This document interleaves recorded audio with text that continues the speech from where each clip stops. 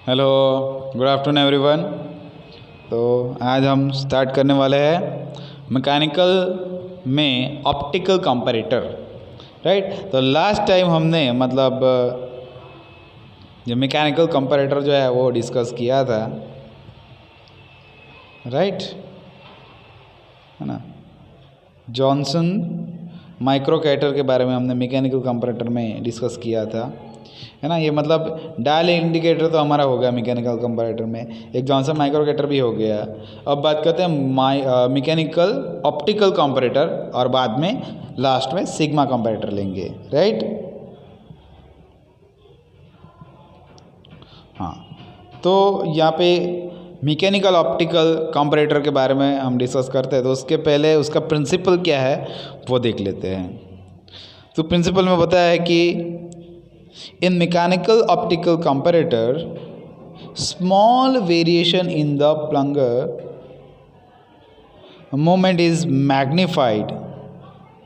So first by mechanical system and then by optical system. पहले मतलब mechanical systems होगा, then optical systems होगा, right।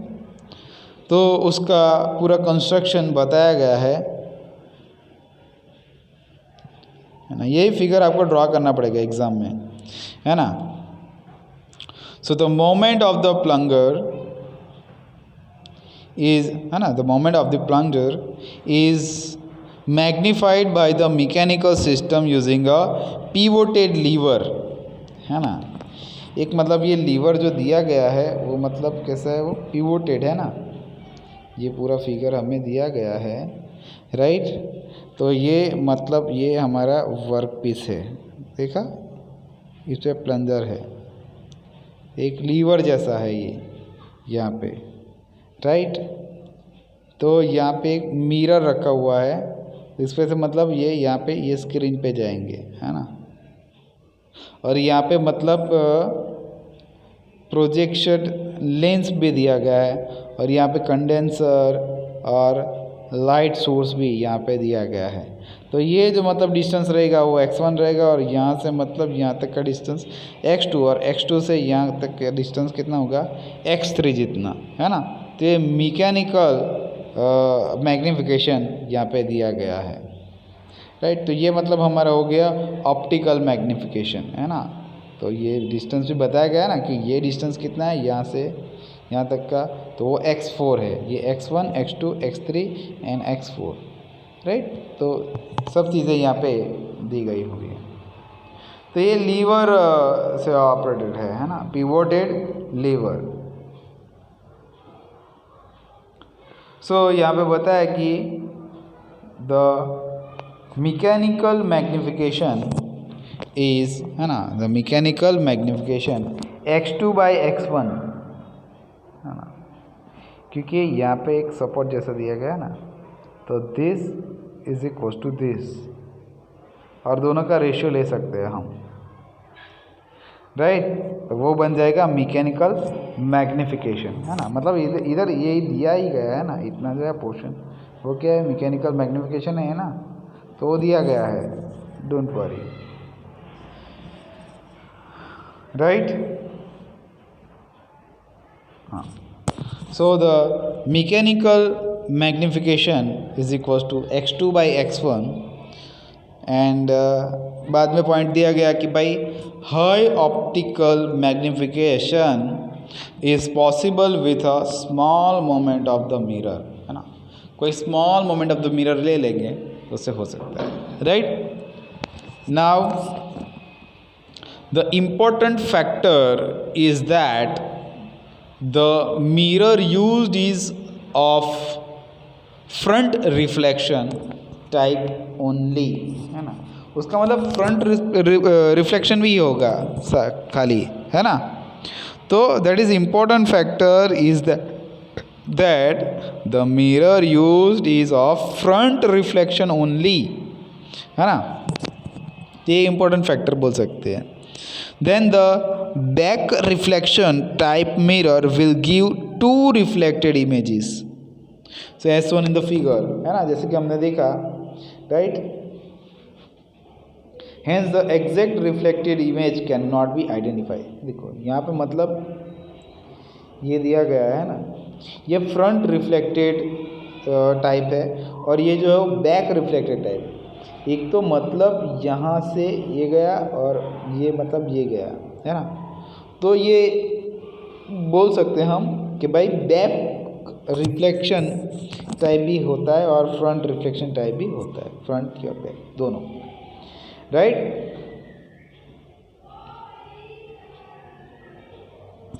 So the second important factor is that, है ना, the second important factor is that when the mirror is tilted, है ना, मतलब tilted होगा some angle पे, है ना, tilted by an angle theta and then the image will be tilted by an angle 2 theta, right। तो मतलब ये हमारा लेंस है ना, तो ये लाइट सोर्स है, ये इस पे जाएगा तो मतलब इसका रिएक्शन ऐसा मिलेगा और नॉर्मल रिएक्शन ये होगा। तो ये भी एंगल फाई है हमारा और ये भी एंगल फाई है, तो पूरा मिरर है ना। तो यहाँ पे दूसरा जो फिगर दिया गया है ना, उसमें बताया कि ये थोड़ा रिफ्लेक्ट हो रहा है ना, बी से बी डैश और बी डैश से B, we can say that, और सेम लेंस से ये होगा और नॉर्मल जो है वो ऐसे मिलेगा फिलामेंट, ये 2 थीटा और ये 5, है ना। तो ये चीज़ हम बोल सकते हैं, है ना, दोनों फिगर 2 थीटा वो बन जाएगा ना कि टिल्टेड होगा theta, then the image will be tilted by an angle. जो इमेज हमें मिलेगा ना वो थीटा के फॉर्म में हमें मिलेगा। सो यहाँ पे बताया गया कि the optical magnification that is equals to 2 times x4 by x3 मिल सकता है, right. So hence the net or total magnification, है ना, hence total magnification that is equals to mechanical magnification, है ना, mechanical magnification into optical magnification, right. तो ये दोनों ले सकते हैं हम, mechanical magnification into optical magnification। So mechanical है हमारे पास x2 बाई x1 है खाली, और ऑप्टिकल अभी अभी मिला हमें 2 इंटू x4 बाई x3। तो यहाँ पे सारी चीज़ें एज इट इज़ रहेंगी, तो 2x2 x4 divide by x1 x3 ये हमें टोटल मैग्नीफिकेशन मिलेगा और नेट मैग्नीफिकेशन हमें यहाँ पे मिलेगा, राइट। तो ये बात हो गई ऑप्टिकल के बारे में, राइट।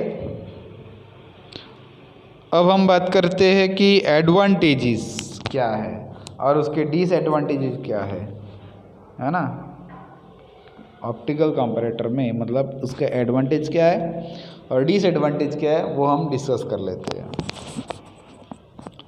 तो फर्स्ट ऑफ ऑल यहाँ पे बताया है कि दिस कंपैरेटर, है ना, एडवांटेज में फर्स्ट बताया है कि this comparators are almost weightless, है ना, मतलब वेट बहुत ही कम रहता है, तो weightless and have less number of moving parts, moving parts भी ज़्यादा नहीं रहते, जो दिया गया है उतना ही है, right.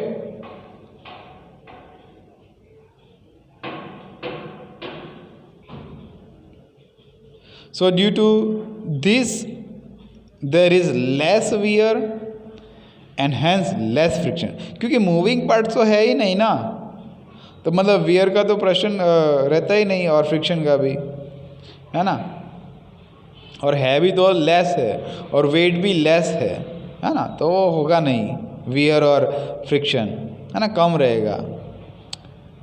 Then higher range even at high magnification, higher range even at high magnification is possible, है ना। So as the scale moves past the index, scale moves past the index, है ना, we can say that higher range even at high magnification is possible. So as the scale moves past the index, and then बताया कि the scale can be made to move past, The scale can be made to move past a datum line and without having any parallax error, है ना, without any parallax error के हो जाएगा, right. ये सारे advantage है ना। The scale can be made to move past a datum line and without having any parallax error, pass हो जाएगा।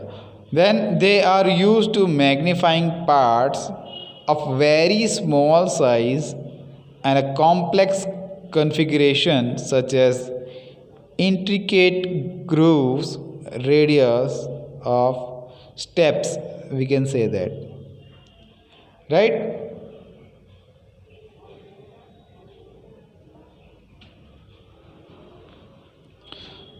So they are used to magnifying parts of very small size and of complex configurations such as intricate grooves and radius and or steps, we can say that.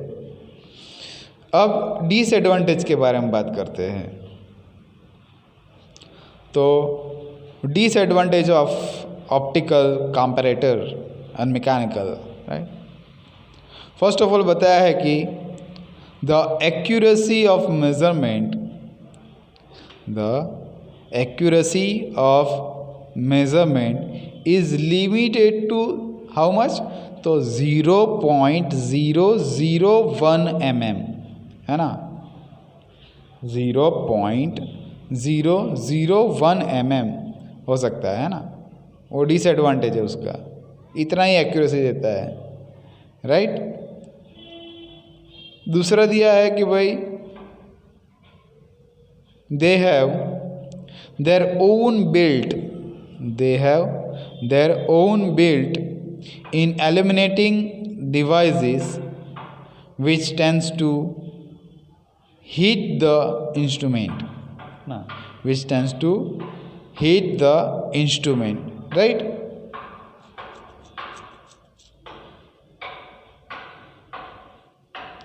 And दूसरा दिया है कि भाई electrical supply is required, है ना, electrical supply की ज़रूरत पड़ती है यहाँ पे, है ना।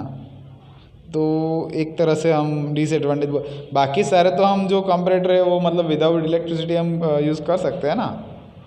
तो इसमें हमें मतलब इलेक्ट्रिसिटी की ज़रूरत पड़ती है, ऐसा हम बोल सकते हैं। तो we can say that, right. Then eyepiece type instrument है ना, मे कॉज स्ट्रेन और द ऑपरेटर, है ना। Eyepiece type instrument may cause strain on the operator, है ना। मतलब आँख से, मतलब आईपीस से देखना हो तो मतलब थोड़ा बोरिंग जैसा लगता है ना, कि ये बहुत स्ट्रेनफुल रहता है ना, तनाव जैसा लगता है कि ये करना है वो करना है। दैट मीन्स ये डिसएडवांटेज के तौर पे दिया गया है हमें, राइट। देन फिफ्थ जो दिया कि भाई प्रोजेक्शन टाइप इंस्ट्रूमेंट, है ना, projection type instrument occupy large space, है ना, projection type instrument occupy large space and they are expensive. अबे मतलब अभी जो हम प्रोजेक्शन टाइप ले लेंगे इंस्ट्रूमेंट, तो दे ऑक्यूपाई लार्ज स्पेस, उसके लिए लार्ज स्पेस भी चाहिए, एंड दे आर एक्सपेंसिव, वो ज़्यादा मतलब कॉस्टली भी है, एक्सपेंसिव भी है, ऐसा हम बोल सकते हैं। क्लियर। देन लास्ट डिसएडवांटेज दिया गया है कि भाई when the scale is projected, है ना, when the scale is projected on a screen, कोई भी स्क्रीन पे मतलब जो है वो स्केल प्रोजेक्टेड कर दिया, है ना। So then it is essential to take the instrument, then it is essential to take the instrument to a dark room in order to take the readings easily, है ना, तो वो रीडिंग इजीली कर पाएगा ना, उसके लिए हम ले सकते हैं कि when the scale is projected on a screen then it is essential to take the instrument to a dark room, है ना, फिर डार्क रूम में हमें ले जाना पड़ेगा, and then in order to take the reading easily. मतलब light वाला एरिया जो रहेगा उसमें प्रॉपर हमें नहीं वो होगा, तो मतलब डार्क एरिया में लेके जाएंगे तो मतलब वो इजीली रीडेबल होगा, ऐसा हम बोल सकते हैं। क्लियर, तो यहाँ पे हम फिनिश करते हैं।